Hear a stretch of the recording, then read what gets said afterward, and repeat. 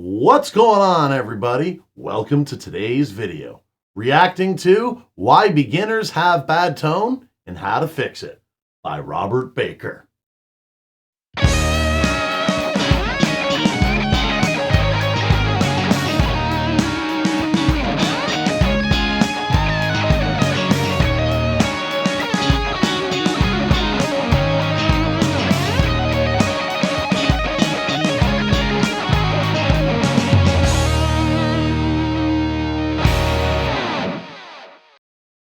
So what's going on, everybody? Today we're going to be reacting to Why Beginners Have Bad Tone and How to Fix It by Robert Baker. As always, if you have not already, go ahead and give Robert a sub. And I've also included the link to the original video in the description below. Please go and click on that and give that a like as well. And on this video, my video, leave a comment on what you'd like to see me reacting to next. And now let's get to it.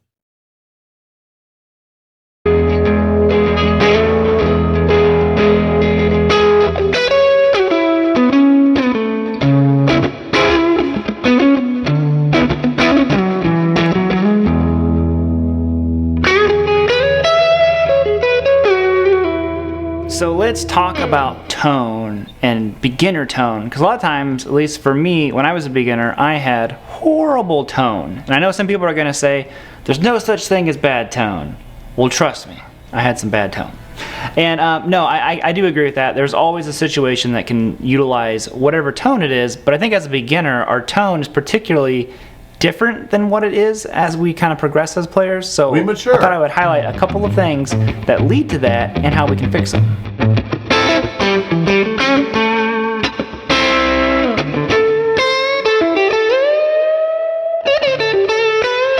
Now, if you guys are digging the video, hit subscribe. Most of the people who are watching this are not subscribed.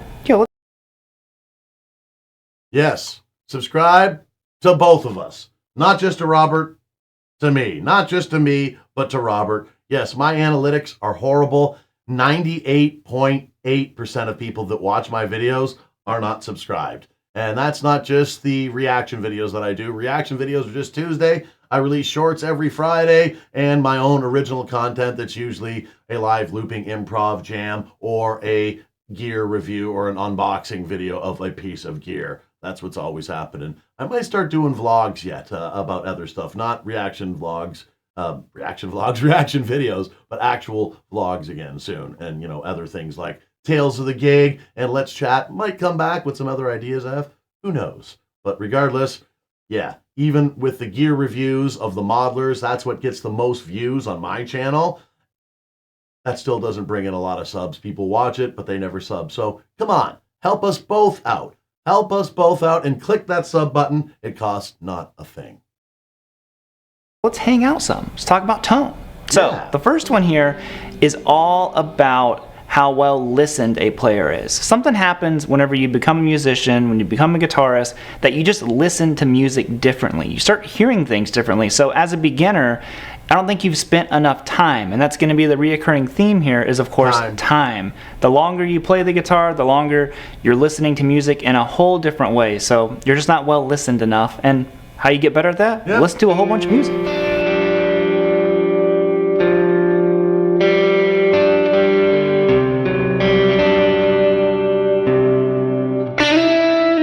Now, the next one is your left and right hand control. Your hands are an incredibly important facet to what your tone sounds like. Oh, You know, people always say tone is in the hands, and it really is. Maybe not in the concept of just like, oh.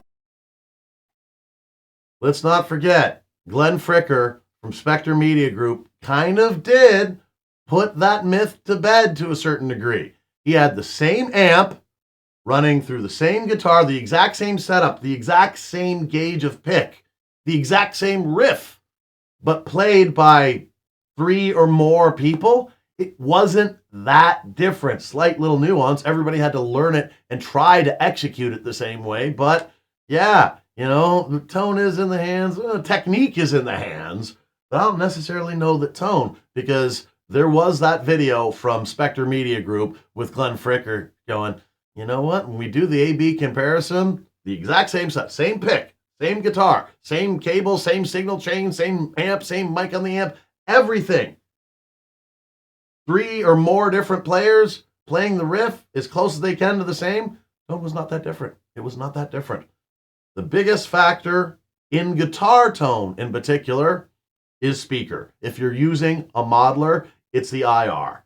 It's the IR, which almost any one of the modern modelers give you at least 10 slots that you can import your own IR, your own impulse response, which is a digital capture of a speaker cabinet. That's what's going to make all the real difference in tone, I think personally. And from everything I've tried and seen and done, yes. All the other amps are variations on a theme. Oh, if you played a G chord and I played a G chord, they would sound so different. It's more about the delivery of the note that you're putting on stuff. So when I'm playing a phrase,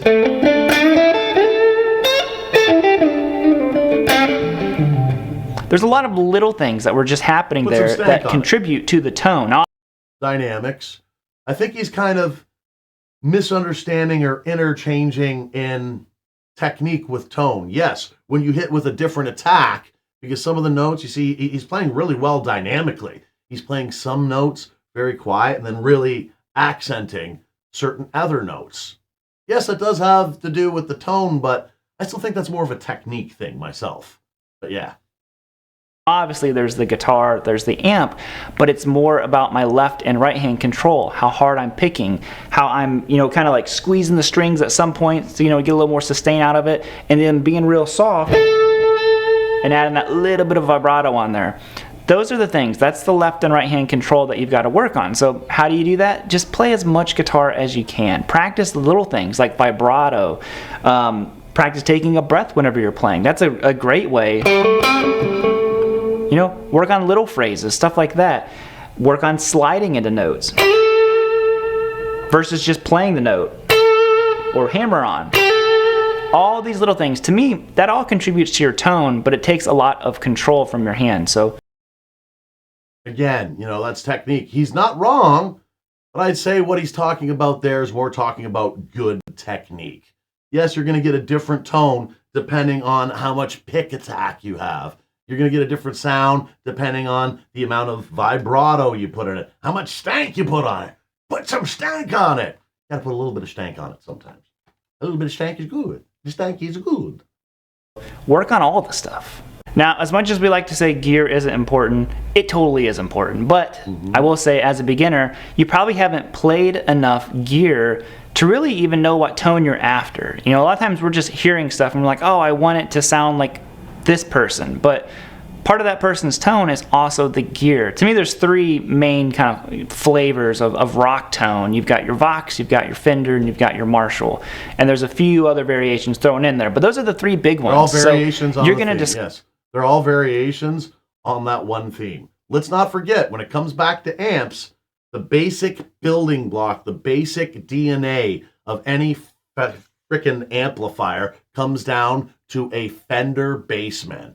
Everything was built off that. Same thing even with the first Marshalls. They were Fender Bassmans that were louder and had more gain. And then even when you get into like Soldanos, those were based on a souped up Marshall, which is based on a Bassman. That's just the DNA and building block of the revolution of amps, which also affected the music that was being played through them. Discover as you progress as a player, I lean way more towards the Marshall side, or I'm way more of a Fender guy. I've got kind of like a Fender thing going on right now with my guitar, but I'm actually kind of more of a Marshall guy, but I still really love this tone. So your ear is going to start picking up on these tonal variations, and you're just going to be like, yo, I like this. Myself, I love Fender amps for my clean tones. And depending on what type of high gain I'm looking for, if I'm looking for more of a 80s to 70s rock, Marshall amps. If I'm looking for some serious high gain, depending on what type of metal, it'll be a 5150 or a Soldano. Of course, I've never had any of these actual real amps myself. I use them whenever I go into recording studios and with all of my modelers. That's what I tend to do. Modelers are absolutely fantastic. You can have it set up with snapshots. So that way, for your clean tone, you have Fender amps. You want to kick it into your high gain tone? No problem. Bam. we're going over to a Marshall or a Soldano or a 5150. With modelers and multi-effects units, you get all those fantastic options. And I am all here for it and loving it. Beautiful.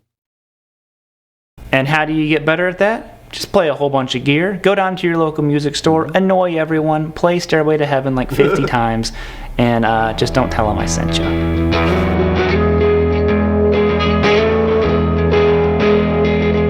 And I think that's going to be it. So overall, what's the best thing you can do for any of this stuff? Just play as much guitar as you possibly can. Play a lot of guitar, play a lot of different gear, play with other people. Like, all these little things just affect the way that you sound. And to me, your tone is kind of the embodiment of every aspect of guitar. Like, that's your sound. So just do all the things, all the time, every day, 25/7.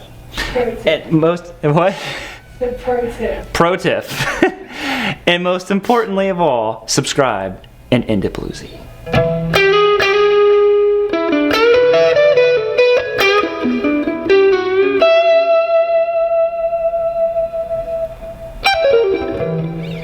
Yeah.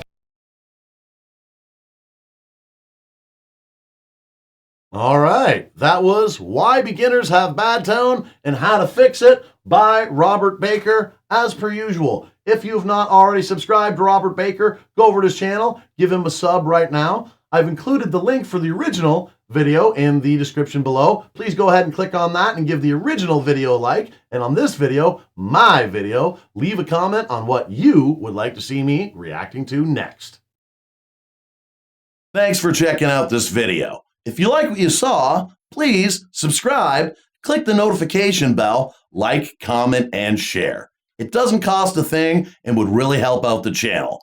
Also, please subscribe to my other channel, GK Mac Music, for some live looping live streams with a side of jackassery, some original music, and some short content, also with a side of jackassery. If you'd like to help out the channel financially, you can buy some merch at the merch store, or you can become a channel member. As always, everyone, thanks so much for your continued support. Do what makes you happy.